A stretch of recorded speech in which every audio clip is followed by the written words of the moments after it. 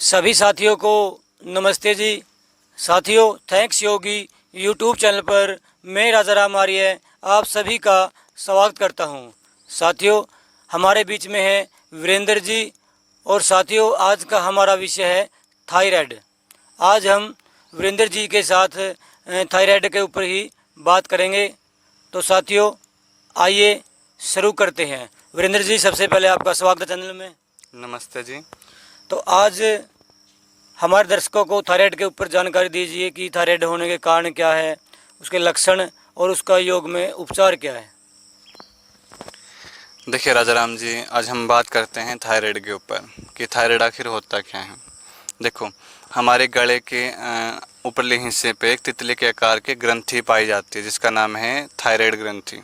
ठीक है, ये ना इसका काम, ये दो प्रकार के हार्मोन छोड़ती है। हार्मोन क्या होते हैं? एक केमिकल्स होता है, जो केमिकल मैसेज होता है और अंगों को सक्रिय करने के लिए। ठीक है, तो केमिकल मैसेंजर का काम करते हैं ये हार्मोन। तो अपने गले के अंदर जो ये थायराइड ग्रंथि है, दो प्रकार के हार्मोन छोड़ती है, T3 और T4। इन्हीं से पूरा शरीर संतुलित होता है। हमारे और ग्रंथि है, चाहे एड्रिनल ग्रंथि है, चाहे हमारे शरीर के अंदर मेटाबॉलिज्म है, लीवर की ग्रंथि है, पेनक्रियाज हैं, सारे के सारे जो कंट्रोल करता है वो थायराइड ग्रंथि ही करती है। ठीक है, और थायराइड ग्रंथि के T3 और T4 हार्मोन्स कम या ज़्यादा होने को ही हम थायराइड बोलते हैं। ठीक है ना। जब T3 T4 हमारा जब कम हो जाए तो उसको हम कहते हैं हाइपोथायराइड, और जब T3 T4 ज़्यादा मात्रा में रिसाव होना शुरू हो जाए तो उसे कहते हैं फिर हम हाइपरथायराइड। ठीक है, ये दो प्रकार के हार्मोन हैं। और एक तीसरे प्रकार का हार्मोन होता है जो इन दोनों हार्मोनों को बाहर निकलने के लिए उत्तेजित करता है। वो कौन सा है? वो है TSH, जो हमारी पिट्यूटरी ग्रंथि छोड़ती है। पिट्यूटरी ग्रंथि का जो रिसाव है, जो हार्मोन है, TSH छोड़ती है ताकि ये दोनों हार्मोन बाहर निकलें। और इन दोनों हार्मोन का निर्माण होता है हमारे थायराइड ग्रंथि में, एक फॉलिकुलर सेल होते हैं, उनके अंदर इनका निर्माण होता है। ठीक है, T3 और T4 का। तो ये दोनों हार्मोन हैं। तो जिसको भी अगर थायराइड है तो आप रिपोर्ट करवाओगे तो ये तीन ही चीज़ मिलेंगी, T3 T4 TSH। ठीक है, अब देखो, अब हम बात करते हैं हाइपो की, यानी कि अगर T3 T4 कम मात्रा में निकलेगा तो TSH ज़्यादा मात्रा में निकलेगा। क्योंकि जो चीज़ T3 T4 अगर कम निकल रहा है तो हमारी जो पिट्यूटरी ग्रंथि है वो जोर लगाएगी, वो ज़्यादा हार्मोन छोड़ देगी, यानी कि TSH की मात्रा बढ़ जाएगी उसमें, ताकि हार्मोन ज़्यादा निकलें T3 T4। तो ये हार्मोन्स बाहर निकलेंगे। तो देखो, जिसको भी हाइपो होगा, हाइपोथायराइड होगा, तो मेन प्रॉब्लम क्या आएगी उसको? एक तो उसका मेटाबॉलिज्म जो रेट है, मेटाबॉलिक रेट है, वो बिल्कुल डिस्टर्ब हो जाएगा, यानी कि उसको भूख नहीं लगेगी। ठीक है, और क्या होएगा? उसका वजन बढ़ जाएगा, उसको सोजिश आ जाएगी शरीर के ऊपर। ठीक है ना, और थकावट रहेगी बहुत ज़्यादा उसके अंदर, और थुलथुला सा फेस हो जाएगा उसका, है ना, चेहरे के ऊपर भी सोजिश आई रहेगी उसकी, और ये सारी प्रॉब्लम शुरू हो जाएंगी। और आपको पता है, जिसको थायराइड हो जाता है ना, उसके सारे हार्मोन डिस्टर्ब हो जाते हैं, चाहे वो एड्रिनल ग्रंथि है, गुर्दे वाली, पेशाब का जो नेचुरल सिस्टम है वो डिस्टर्ब हो जाएगा, है ना, और जो यौन संबंधित जो प्रॉब्लम है वो भी सारे के साथ डिस्टर्ब हो जाएंगे इससे। तो ये हाइपोथायराइड के अंदर होता है। और हाइपर में क्या होगा? हाइपर का बिल्कुल इसका उल्टा है। हाइपर में क्या होगा?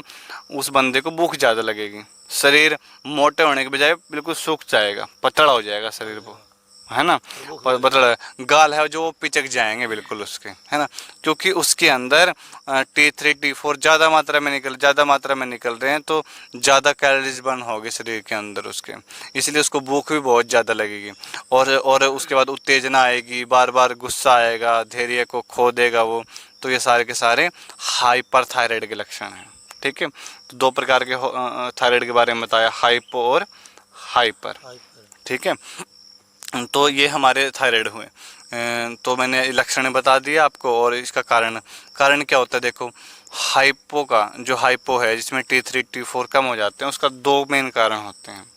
पहला कारण होता है उसका आयोडीन की कमी, जिस व्यक्ति के अंदर आयोडीन की कमी होगी। और दूसरा होता है स्ट्रेस, यानी कि चिंता करना। जो व्यक्ति बहुत ज़्यादा स्ट्रेस में रहता है उसके कारण क्या होता है, देखो स्ट्रेस में रहने से नुकसान क्या होगा शरीर का, कैसे थायराइड बढ़ेगा उसका, यानी कि थायराइड की प्रॉब्लम शुरू होएगी। देखो जब व्यक्ति स्ट्रेस में रहेगा तो हमारे शरीर के अंदर हमारे शरीर की जो आर्मी होती है, जो सैनिक होते हैं, वो होते हैं WBC, वाइट ब्लड सेल, जो क्या करते हैं हमारे शरीर में बाहर से कोई भी वायरस आता है, कीटाणु आता है, उससे लड़के उसको वहीं ख़त्म कर देते हैं। जैसे बॉर्डर के तो हमारे शरीर का जो प्रतिरक्षा तंत्र होता है, जो हमारे शरीर के अंदर रोगों से लड़ने का काम करता है, वो होते हैं हमारे शरीर के अंदर WBC हमारे शरीर की आर्मी है, जो क्या करती है बाहर से कोई भी वायरस या बैक्टीरिया या कोई भी बॉडी अगर अंदर आएगी तो उसको वहीं मार गिराएगी। इसलिए किसी भी वायरस या कीटाणु को अंदर घुसने न देने का काम है WBC का।